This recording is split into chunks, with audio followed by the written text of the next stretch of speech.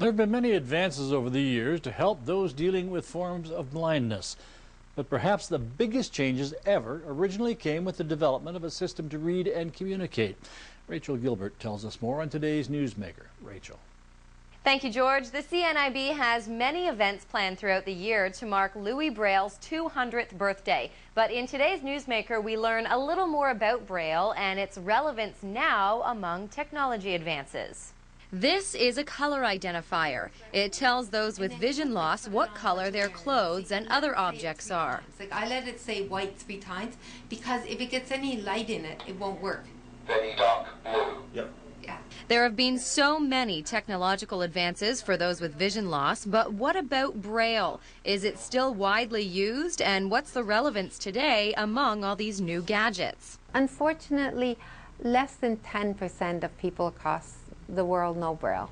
And I'm going to say it's even like maybe 3 or 4% of people that know Braille. Marianne Marchand is an independent living specialist at the Canadian National Institute for the Blind. She has all the expensive gadgets you can think of in her office, and yet one of her priorities is to teach more people to read Braille. Well, Braille's not going to become obsolete for sure, okay, because it's a reading format, okay?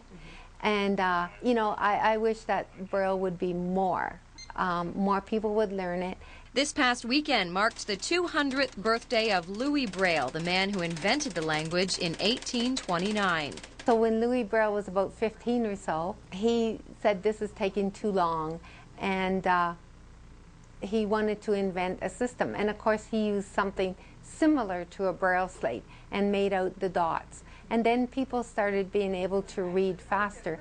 Before advances in technology, especially computers, many people could only use Braille slates to write, and they are still used today to punch out the dots on paper. It's a Braille slate. It's like your pen and pencil. This I wouldn't be without, because sometimes I don't have a piece of technology with me, okay? Right. Or if the battery doesn't work, this is so small, I can throw it in my purse and I got it. On her computer, Marchand can listen to what she's doing, but she can also print out in Braille what she's written.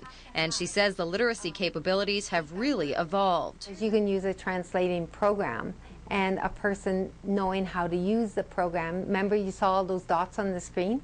Well, when you could see that, so you could translate it. As part of her job, Marchand teaches people to read and write Braille. On this day, she was teaching Rob.